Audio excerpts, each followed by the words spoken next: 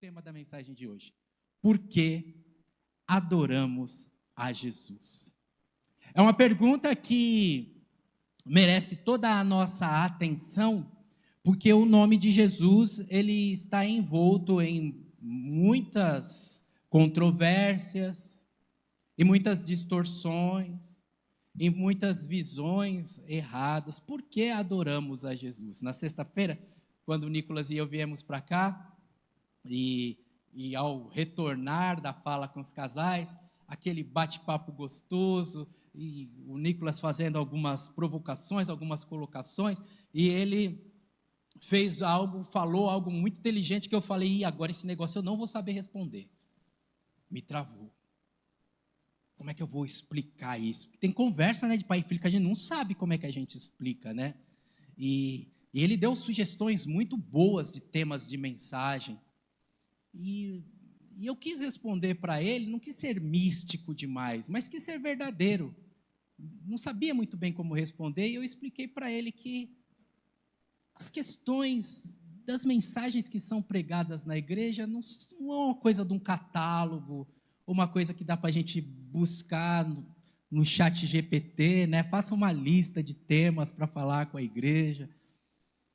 Tem uma coisa mística, e aí eu expliquei para ele que, por exemplo, há 20 anos, eu gostaria de expor, de pregar no livro de Hebreus. E aí falei uma frase pesada para ele. Falei, e nunca Deus deixou. Que engraçado isso, né, irmãos? Eu amo a carta aos Hebreus. Espero que essa minha fala, ela até desperte uma curiosidade. Não, por que o pastor está falando isso? O que será que tem lá naquela carta que o pastor ama? Eu amo a carta aos Hebreus, é maravilhosa. Mas para falar com você, ou para falar nas igrejas que a gente ao longo desses 20 anos teve à frente, não houve ainda. E aí, por essas coincidências da vida, ou por essas questões que eu digo que Deus tem um senso de humor incrível, um senso de humor extraordinário, hoje nós vamos falar em Hebreus capítulo 1. Hoje, a trava foi solta, o portal foi aberto, o tema foi liberado, e eu tenho certeza absoluta que você será muito enriquecido com esse olhar de um autor desconhecido, que há, inclusive, quem ache ser uma autora. Muitos eruditos apontam para a pessoa de Paulo, por conta do vocabulário, das pessoas que eles citam, muito. Então, não há um consenso. Mas tem gente que diz que, por exemplo, semana passada falamos sobre Priscila, há quem diga que foi Priscila. Para nós não é importante.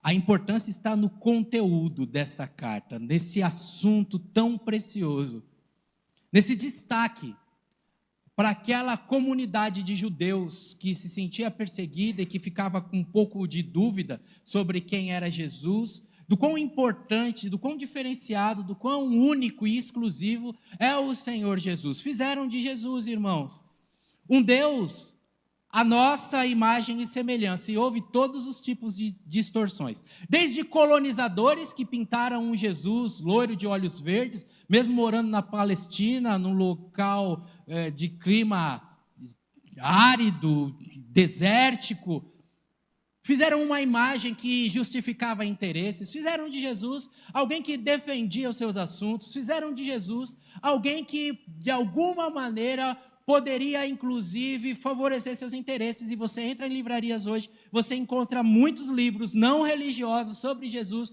com os mais diversos títulos. Talvez o primeiro tenha sido lá de Napoleão Hill, lá na virada do século, falando que Jesus é o maior líder de todos os tempos. Jesus é o maior psicólogo de todos os tempos, tem um livro com esse título. Jesus é o maior coach de todos os tempos, tem um livro com esse título. Jesus é o maior orador de todos os tempos, tem um livro com esse título. As falas vão dos mais diversos nuances, das mais diversas matizes, você vai pegar a fala de políticos dizendo que Jesus é o maior comunista de todos os tempos. Tem para todos os gostos, tem para todas as pessoas. Jesus, então, pega um recorte de Jesus. Jesus falou, quem tem 2 capas, tem 2 túnicas, divide com quem tem nenhuma. E aí alguém vai pegar uma corrente política e vai falar sobre isso. E por aí vai, em todas as situações. Fizeram de Jesus o que quiseram. Defenderam seus assuntos, defenderam seus interesses, defenderam, inclusive, até time de futebol. Eu já vi gente falando para mim assim, não, pastor, está na Bíblia, sede santo porque eu sou santo. A fala sobre Jesus está para além dos nossos interesses momentâneos, exclusivos, das nossas áreas, predileções, afinidades. Jesus não precisa ser aquele que atende, não precisa ser aquele que representa o meu grupo, que cria uma representatividade, e o fato de Jesus se parecer comigo está para além de questões mais ligadas ao dia a dia. Está ligado, lá no Evangelho de João, ao verbo ter se feito carne e ter habitado entre nós, a Jesus ser homem, conhecer as dores que os homens passam. Os homens no sentido do ser humano, né? Do grego anthropos, que não é do sexo masculino, mas a dor do ser humano. O ser humano com os desafios, as mazelas da vida, de sentir desprezo, de sentir medo, de sentir angústia, de sentir inquietação, de se sentir traído, de se sentir desvalorizado, de se sentir não reconhecido, de ser colocado em segundo plano, ser deixado de lado, ser vítima de mentira, ser vítima de escárnio, ser envergonhado, sentir fome, sentir frio. Todas as fragilidades humanas, a Bíblia vai dizer que Jesus foi aperfeiçoado em sua fraqueza, em seu esvaziamento, em se fazer um igual a nós. Por isso, não há dor que você sinta, não há tristeza que te visite, não há desafio que te surpreenda, que Jesus não saiba o sentimento que está por trás dele. Ainda que você tenha a notícia de uma doença fatal que conduzirá você num intervalo de tempo até a morte, Jesus sabe o que é isso também, porque ele foi sentenciado de morte. Ele sabe o que é a morte vir se aproximando. E isso ele não tirou de letra tranquilamente. Como todo humano sofreu essa dor. E orou dizendo, Pai, se for possível, passa de mim esse cálice. Não queria ter essa experiência. E ele sabe o que a gente passa. Sabe o que é ser cuspido.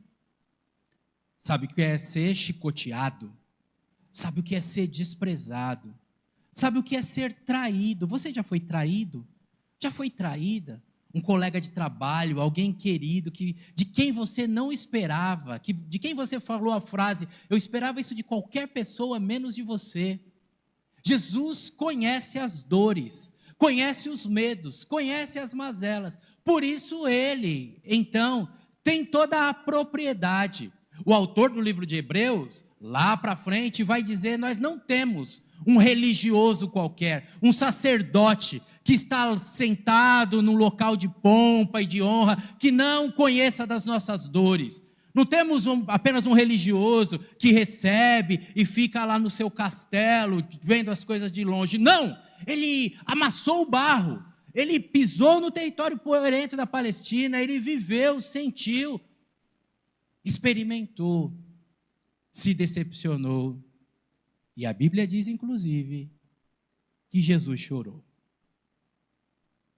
Nessa noite, quando o autor de Hebreus traz para nós, logo de cara, na introdução do livro, a apresentação, o seu olhar sobre a pessoa bendita de Jesus, já de cara, irmãos, de cara, ele traz para nós motivos que nós temos, que nos dão toda a segurança para responder a pergunta que é o tema da mensagem dessa noite. Por que nós adoramos a Jesus? Tem pergunta que é fácil, né? Teve um filósofo na história que ele disse assim: até que não me pergunte, eu sei. Depois que você me pergunta, eu não sei. Tem muita coisa na vida da gente que é assim, né? A gente sabe, mas não sabe explicar, não é? Até você me perguntar, eu sei, mas agora que você perguntou, eu não sei. Não sei dizer, não sei explicar. E ele já traz, então, nós que queremos responder essa pergunta, para que o seu tempo seja bem investido, para que você tenha o retorno da sua vinda aqui, sua mente abra, você não perca o seu tempo, a sua vida seja produtiva, a sua alegria seja completa, porque foi assim que esse Jesus se apresentou. Eu vim para que a alegria de vocês seja completa. É bom você ter essa resposta para você. Por que eu adoro a Jesus? Será que é porque meus pais vêm nessa igreja? Por que eu adoro a Jesus? Será que é porque essa igreja tem uma música boa? Por que eu adoro a Jesus? Será é porque essa igreja o pessoal não grita, eu gosto. Por que será? Por que eu adoro a Jesus? O autor começa dizendo assim: havendo Deus, antigamente falado, muitas vezes e de muitas maneiras, aos pais, pelos profetas, a nós, falou-nos nos últimos dias, pelo seu Filho, a quem ele constituiu herdeiro de tudo, por quem também fez o mundo, o qual, sendo o resplendor da sua glória e a expressa imagem da sua pessoa, e sustentando todas as coisas pela palavra do seu poder, havendo feito por si mesmo a purificação dos nossos pecados, assentou-se à destra da majestade nas alturas, feito mais excelente que os anjos, quanto herdou mais excelente nome do que eles. Bondoso Deus, amado Pai, em mim não há capacidade de falar sobre a grandeza de Jesus na sua totalidade. O evangelista disse que se escrevesse sobre Jesus, não haveria livros nesse mundo onde caberia tudo que Jesus fez. Essa é a afirmação de João. Deus, diante da grandeza de Jesus, eu peço ao Teu Espírito Santo que nos fale, nos revele, que a porção de cada coração possa ser apreendida hoje e que, ao olhar para Jesus, o autor e consumador da nossa fé, cada homem, cada mulher, nessa noite, tenha segurança da salvação, certeza, fazendo desta noite uma noite de conversão, de reconciliação e de santificação.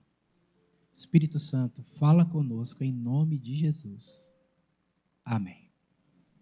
Você viu no texto, né? E à medida que eu pinto as palavras de vermelho, imagino que até facilite um pouco você perceber essa apresentação de Jesus, quem Jesus é, a obra de Jesus, a pessoa de Jesus como a revelação de Deus, de um Deus então que se apresenta e que se torna conhecido dos homens que na sua imaginação, que por causa da sua constituição, da maneira que foram feitos seres espirituais e sabem que a vida não acaba aqui, que tem algo para além dessa vida e tem no coração, como disse Blaise Pascal, um vazio que só pode ser preenchido, que é do tamanho de Deus. E dentro disso, cada homem, cada mulher sabe a existência de Deus, e esse Deus, para que a gente não fique entregue à nossa criatividade, à nossa imaginação, que pode fazer de um rato um Deus, de uma pedra um Deus, de um cristal um Deus, de uma pirâmide um Deus, para nos salvar da nossa criatividade que fica procurando coisa. Então vamos adorar o Deus Pires, coloca lá o Pires contra a luz do sol, e a luz do sol bate no Pires, o Pires brilhou, vamos cantar um hino para o Pires. E para a gente não ficar entregue à nossa criatividade, esse Deus vem se revelando ao longo da história, vem mostrando os seus desejos, os seus desígnios, os seus planos. E diante disso, este Deus revela o seu Filho, muito mais do que qualquer coisa que os homens tenham dito sobre ele ser um psicólogo, ser um líder, ser um administrador. Muito mais do que isso, a revelação de Deus, a pessoa do próprio Deus, desde a criação do mundo. No princípio era o Verbo, ele estava lá quando tudo foi criado, e a sua obra, identificada desde de cara pelo seu primo João Batista, dizendo: aquele ali, diante da realidade de que para perdoar pecado precisa derramar sangue, aquele sangue vai ser derramado como um cordeiro, o cordeiro de Deus que tira o pecado do mundo, muito para além de todas as nossas imagens. Jesus, então, é esse cumprimento da Bíblia, de Gênesis ao Apocalipse. Quando a gente começou vendo, a gente viu que a apresentação diz que ele é o Criador do universo, está lá em Gênesis. Ele é o mantenedor, aquele que faz a manutenção, aquele que mantém todas as coisas. E é o herdeiro de todas as coisas, tudo será entregue para ele. E tudo que for entregue para ele, quando o último inimigo for colocado por escabelo dos pés, ele devolve para o Pai. Jesus está do Gênesis ao Apocalipse. Mas para responder a pergunta, eu preciso ser mais objetivo ainda. Mesmo dando para você um panorama teológico do que a Bíblia fala, preciso ser mais específico, e até peço perdão para você de usar um termo assim mais popularesco, de certa forma mais vulgar, mas é exatamente isso que a Bíblia está dizendo. Que antes, e aqui eu fico bem no limite de cometer uma heresia, né? O papo de Deus meio que fazia uma curva, assim, era meio em código, sabe? Os profetas estavam limitados à sua linguagem, àquilo que eles viam. As autoridades religiosas, os eventos, as coisas eram meio codificadas. Então, para você ter uma ideia, quando o povo saiu da escravidão do Egito, e quando o povo começa a sua marcha, e aquele povo que tinha imagem só dos deuses do Egito, de Ra, lembra quando a Baby Consuelo falava, Ha! Não, esse acho que é o Sérgio Malandro, né? Ha! O Deus Sol. O povo de Israel era escravo no Egito, e eles conheciam os deuses do Egito.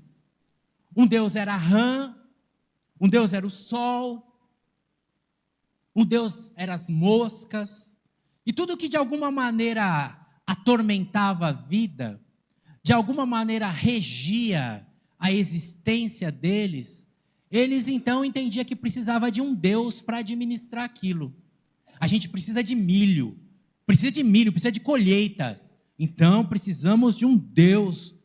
O rio tem que estar bom, não pode transbordar, não pode ter enchente, então precisamos de Ísis, para ser a deusa do Nilo. Aquele povo saiu com aquelas referências de Deus do Egito, e Deus vai se revelando para eles, na marcha rumo à terra prometida, e eles não sabem, eles não conseguem pensar num Deus invisível, porque eles sempre viram deuses. E quando Moisés sobe ao monte para receber as instruções de Deus, o povo fala para o irmão de Moisés assim, Arão, faz uma imagem de Deus para nós.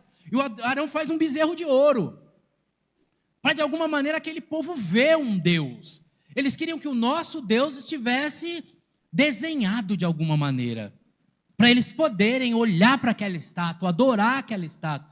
É um vazio humano, é um coração apertado, é gente ansiosa por Deus, e na pressa, e no orgulho, na vaidade, se deixa levar pelo Deus que cria para si mesmo.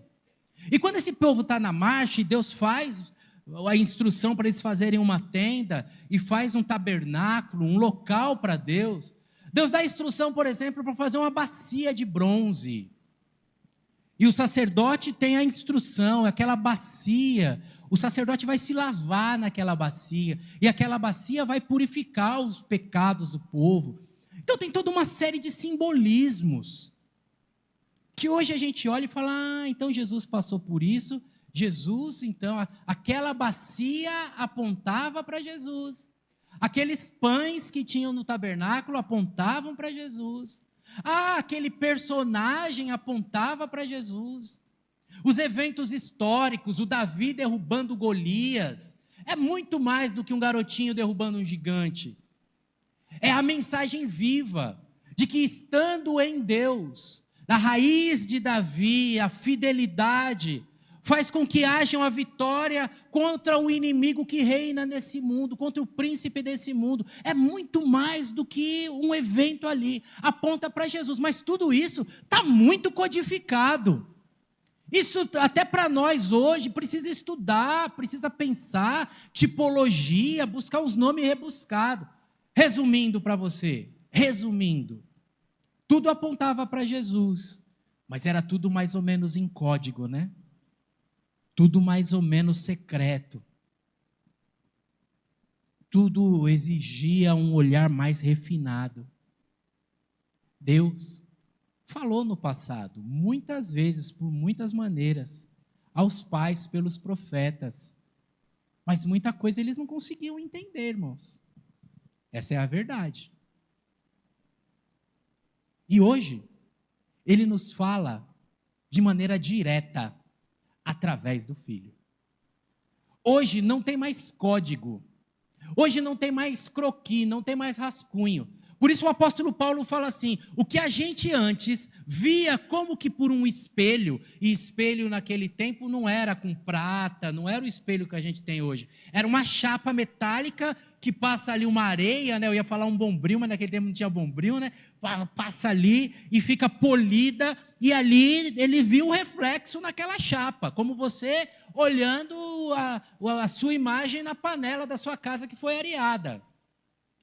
E a imagem que se vê olhando para uma panela, que imagem que é? Uma imagem distorcida. E o Paulo está falando isso. Antes a gente via as coisas distorcidas, mas agora a gente vê com precisão, a gente vê face a face. Agora o Filho foi revelado, agora não há mais dúvida, não há questionamento. Por que nós adoramos a Jesus, irmãos? Nós adoramos a Jesus porque Ele é a palavra de Deus, o cumprimento da palavra de Deus, o reencontro com Deus. É a promessa que começa lá em Gênesis capítulo 3, versículo 18, da semente da mulher nascerá aquele que esmagará a cabeça da serpente. Ele é o profeta maior que Moisés, ele é superior aos anjos que tiraram Ló de Sodoma, ele é maior do que toda entidade, personalidade, ser vivente, liderança, governante, ele é maior do que tudo. E agora você não precisa mais ficar vendo códigos, agora você não precisa mais ficar buscando mistério. Alguns até dizem Deus de mistério, não há mais mistério, o mistério está revelado. Cristo Jesus é a resposta de Deus, é o melhor de Deus. Quando você ouvir a palavra, você viverá o melhor de Deus para você, o melhor de Deus virá sobre a sua vida. Não se engane com essa fala, o melhor de Deus já veio, é Cristo Jesus, o perdão dos nossos pecados, o reencontro com Deus, o caminho que nos leva à salvação, a reconciliação do homem que era inimigo de Deus, o equilíbrio das nossas emoções, a vitória sobre tudo que nos escraviza, tudo que nos condena. Jesus é a resposta direta de Deus. Esse é o primeiro motivo para nós podermos adorar a Deus. E essa resposta vai se desenhando.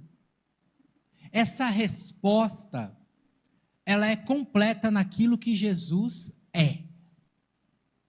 Esse Cordeiro de Deus que tira o pecado do mundo, se apresentou dizendo que é algumas figuras muito representativas e muito importantes. Ele disse, por exemplo, eu sou a porta. Eu sou a porta das ovelhas. Ele disse, por exemplo, eu sou o caminho. Ele deixou claro, eu sou o bom pastor, que dá a vida por suas ovelhas. Eu sou a luz do mundo. Quem andar comigo não andará em trevas. Quem Ele é. Portanto, se nessa noite você precisa de esclarecimento, Ele é a luz que ilumina. Se você está diante de uma situação que te trava, que de alguma maneira te deixa atemorizado e fala, eu não sei como é que eu vou escapar disso, pastor. Ele é a porta, Ele é a saída. Se você se sente desamparado, Ele é o bom pastor que acolhe. Ele é. E isso chocou de uma maneira incrível os religiosos dos seus dias. Porque essa expressão, eu sou, é uma expressão muito pesada. Como assim, pastor? Por que ela é pesada? Porque quando Deus estava se apresentando para o povo dele, se revelando, o Moisés tinha um coração mais ou menos igual ao meu e ao seu, cheio de questionamento, cheio de dúvida. E o Moisés falou assim, Deus, como é que esse povo vai acreditar em mim?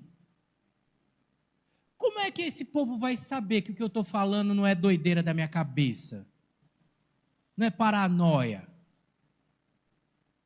Quando eles perguntar qual é o seu nome, porque eles conheciam Ísis, conheciam Tsaqué, conheciam Amon-Ra, conheciam... Quando eles perguntar o seu nome, que nome que eu falo para eles? E aí Deus falou assim, você diz assim, ó, eu sou, me enviou. Meu nome é Eu Sou. Ficou com aquilo, falou para o povo, se apresentou. Um eu sou tão forte que também pode significar eu serei aquilo que eu serei. E eu fui o que eu sempre fui. É um eu sou que está para além do tempo. E ele se apresentou assim. Quando Jesus sobe na beira do poço e começa a pregar e falar com aquele pessoal, lá pelas tantas, Jesus fala e responde à questão colocada por um dos religiosos. Jesus bate no peito e diz, eu sou. A partir dali, começaram a querer matar Jesus, porque o que Jesus estava falando assim, como é que você se apresenta como Deus se apresentou? Vamos matar esse cara, esse blasfemo que fala esses absurdos. Vamos matá-lo. Os religiosos começaram, irmãos, a perseguir a Jesus, porque a fala de Jesus colocou Jesus numa posição que nenhum outro homem teve a ousadia de colocar. E se ela não é verdadeira, Jesus é o maior louco que existiu na história e nós somos os mais tolos. Se você segue a Jesus porque ele é o maior psicólogo de todos os tempos, o maior historiador de todos os tempos, o maior líder de todos os tempos, o maior milagreiro de todos os tempos, e você precisa de um milagre, você está muito para trás de onde deveria estar, porque Ele é Deus, eu sou, e foi constituído pelo próprio Deus, herdeiro de todas as coisas, e através da sua vida, e através da sua obediência, diz o Evangelho de João, que Ele glorifica a Deus na obediência, e faz resplandecer, assim como a lua não tem a propriedade de refletir o brilho do sol, Jesus, quando se faz carne, ele reflete o brilho de Deus na sua bondade, no seu amor, na sua gentileza, no seu acolhimento, na sua postura transformadora, restauradora. Ele é um homem Deus, é um Deus homem, 100% Deus, 100% homem, mas que na sua condição humana não faz truque, sente as dores, se esvazia para conhecer a nossa vida. E o que ele faz de bom é reflexo de Deus na vida dele e incentivo para nós. Se ele perdoou, nós podemos perdoar. A fala, Pai, perdoa-os, porque eles não sabem o que fazem, é a fala de Jesus na sua condição de homem, fortalecendo-se em Deus. E eu e você somos homens e mulheres que nos fortalecendo em Deus, podemos fazer o mesmo que Jesus fez. E a palavra e o ensinamento de Jesus para nós é mais forte ainda. Ele diz que nós faríamos coisas maiores do que aquelas que ele fizeram. Isso não deixa você apavorado? Eu fico apavorado. Existe em nós, irmãos, uma reserva, uma condição de refletirmos a glória de Deus neste mundo, nas nossas relações, na vida, em nossas famílias. Quem Ele é?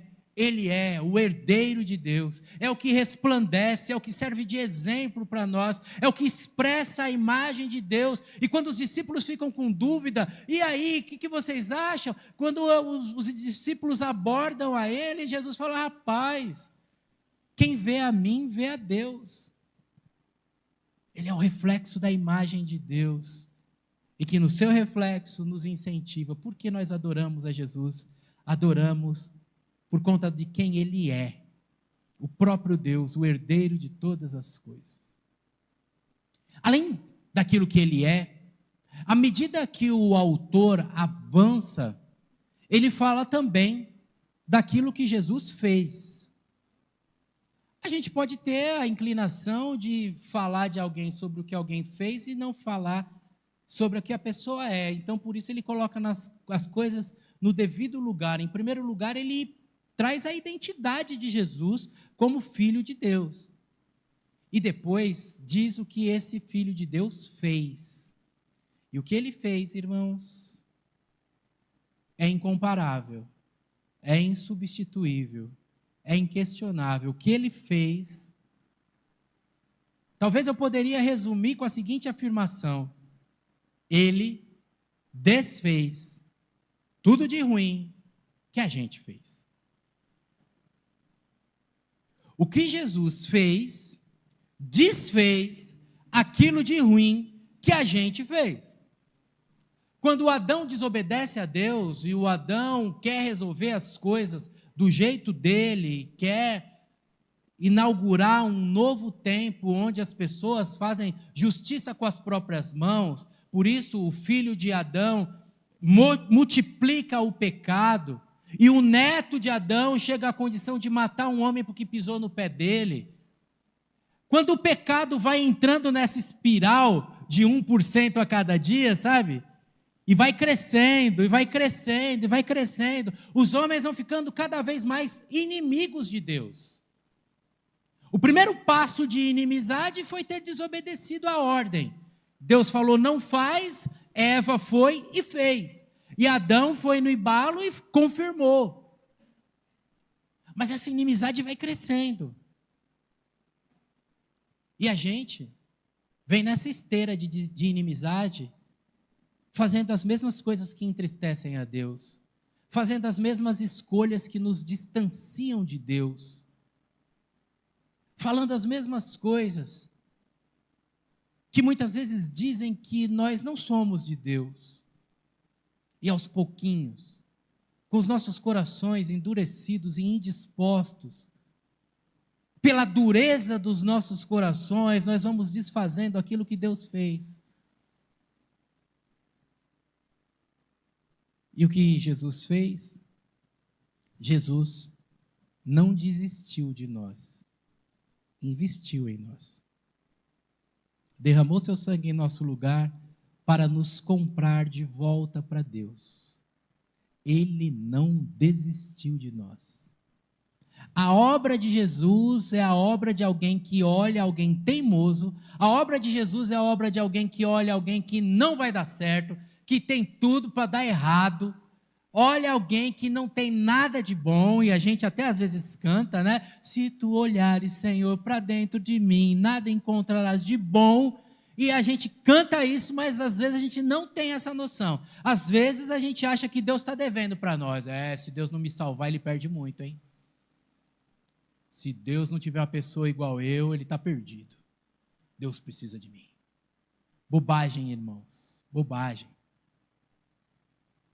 Corações vaidosos, corações distantes de Deus, que precisam, no primeiro passo, de arrependimento, de reconhecimento, de que nada que nós façamos produz em Deus alguma dívida para nós.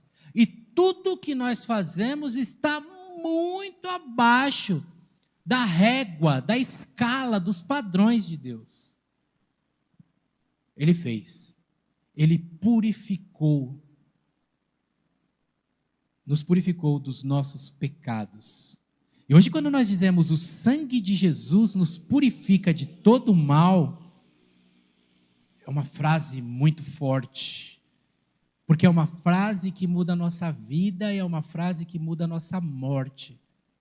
Entregues aos pecados, nós estávamos condenados. Entregues ao pecado, nós estávamos destruídos nesta vida, ainda que para manter a gente preso, alguns momentos de prazer são dados, alguns flashes, né, de prazer, mas o prazer faz aquela curva da cocaína, mas presente em muitas situações também, que tem um êxtase, um pico, e depois desce em depressão e faz que a pessoa precise de uma outra dose novamente, e depois... Mas isso não é só na droga, isso é na vida. Entregue aos pecados, nós somos pessoas insaciáveis, insaciáveis, né? Eu ia falar insatisfazíveis, mas insatisfazíveis não existe. Insaciável, a gente não se satisfaz, a gente não encontra condição de suprir.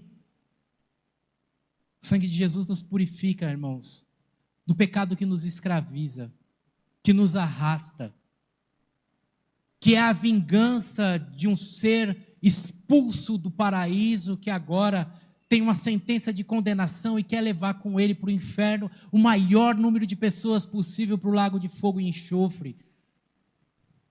Mas o sangue de Jesus nos purifica, nos protege, nos guarda, nos identifica. Aquele povo que saiu do Egito para a terra prometida, num determinado momento do trajeto, antes de iniciar o trajeto, na verdade, teve a experiência dramática de ver o anjo da morte passando. Nós vivemos um pouquinho disso na pandemia, né? Eu perdi muita gente querida na pandemia. Era mais ou menos essa imagem de um intervalo de tempo em que passa e a morte vem arrastando. Só que aquilo que a gente viveu em 2 anos, o povo de Israel viveu numa noite. Imagina, o anjo da morte passando e arrastando. Se 2 anos já exigiu tanto da gente, já nos traumatizou, produziu medo, produziu questões que a gente até tem que tratar hoje com ajuda médica. Então, um impacto tão forte do anjo da morte passando na pandemia, imagina esse impacto da pandemia condensado numa noite só. Foi a noite da Páscoa. E para que aquele anjo da morte, quando ele passasse, não atingisse as famílias do povo de Deus, Deus deu uma instrução que requeria a obediência. Vocês façam o seguinte: matem o cordeiro, peguem uma estopa, uma bucha, molhe no sangue lá da bacia do cordeiro que foi morto, cordeiro pascal, peguem essa estopa com o sangue e passem no umbral da porta.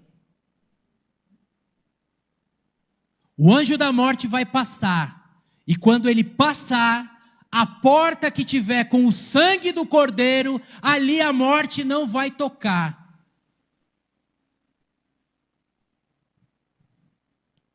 Tendo Deus outrora falado, muitas vezes, de muitas maneiras, aos pais pelos profetas. E Moisés, como um profeta, falou para o povo: obedeça, hein? Quem não tiver o sangue do cordeiro marcando a sua vida, o anjo da morte vai levar o primogênito.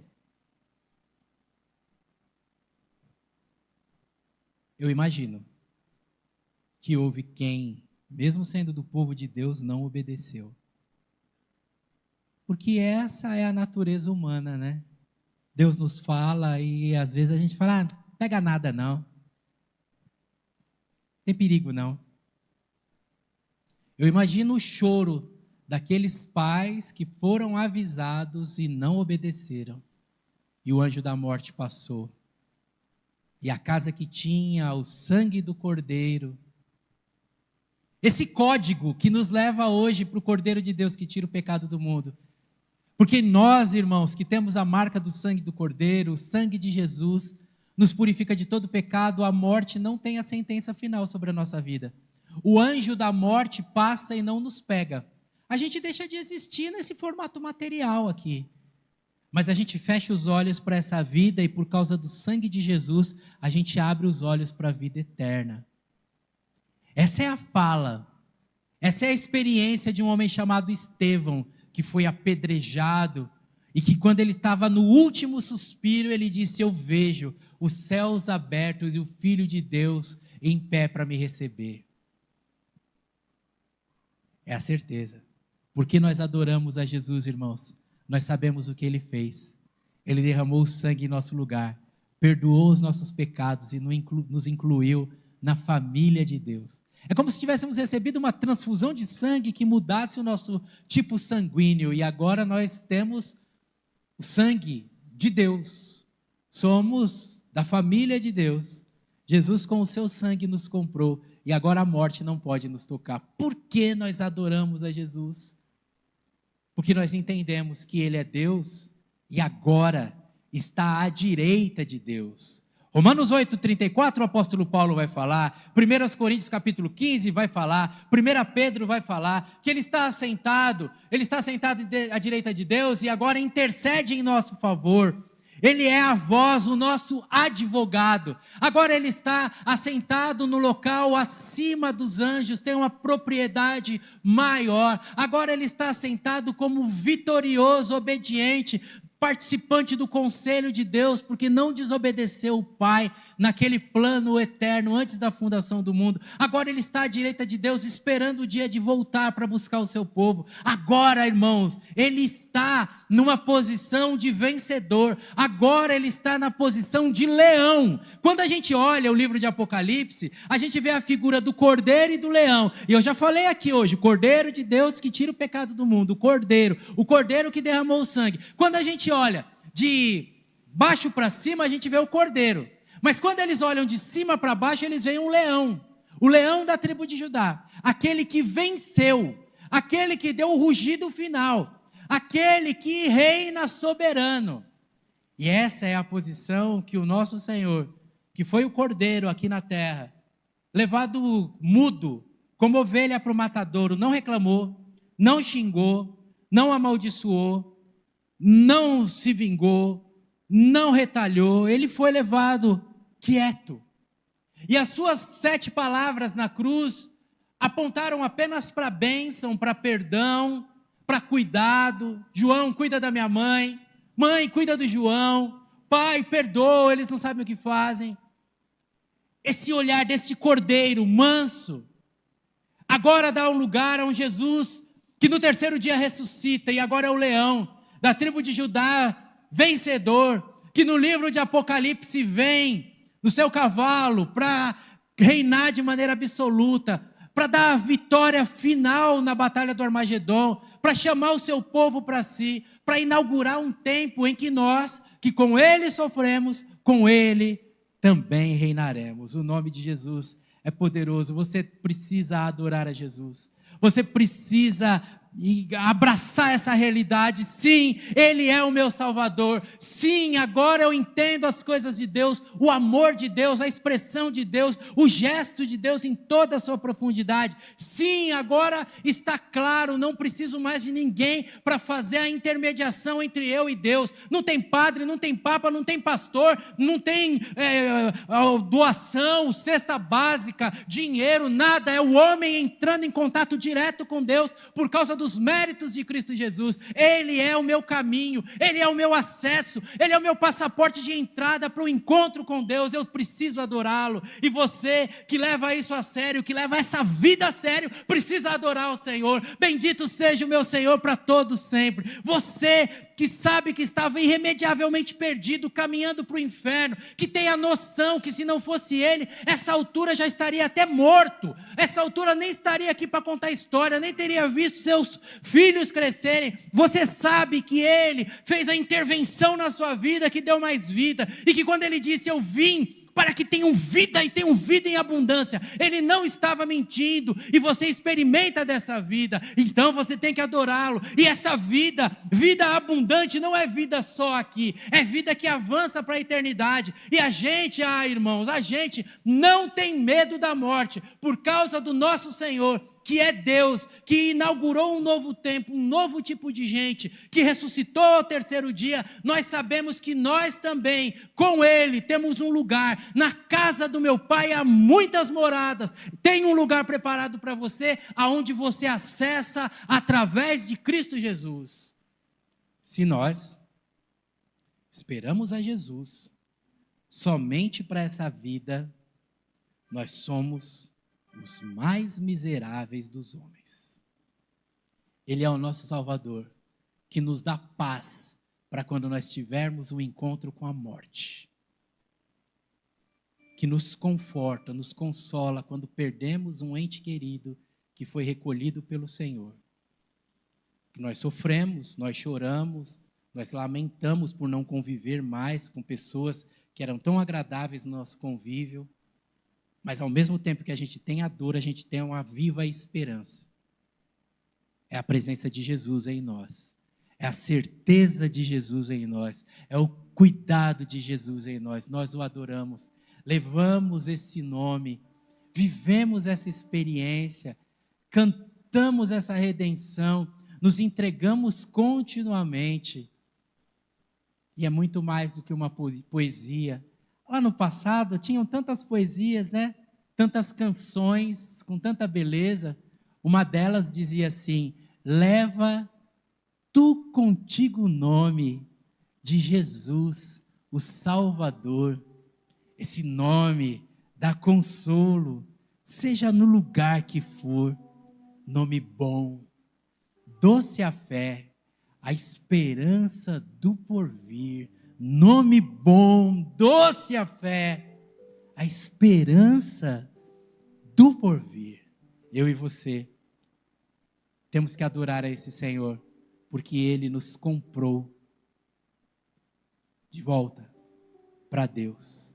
É digno da nossa adoração, é fonte da nossa esperança, é a garantia da nossa segurança, e agora está sentado no trono, à direita de Deus. Por que nós adoramos a Jesus? Porque Ele é Deus. Porque Ele é a resposta de Deus para nós. E Ele é o caminho que nos leva a Deus. De todas as coisas, adore a Jesus. Proclame o nome de Jesus. Não se envergonhe de Jesus, pois Ele mesmo garantiu que aqueles que se envergonharem dEle aqui nessa terra, Ele se envergonhará dEle nos céus. Adore a Jesus. Vamos orar ao Senhor e erguer a nossa voz com gratidão ao Deus que nos alcançou, ao Filho que se fez carne e morreu em nosso lugar. Vamos agora, irmãos, juntos. Você que é um salvo em Cristo Jesus, fale uma frase de amor para Jesus. Adore ao Senhor, diga o quanto Ele é importante. Se você não for de muitas palavras, diga pelo menos obrigado, Jesus, por ter salvo a minha vida. Obrigado, Jesus.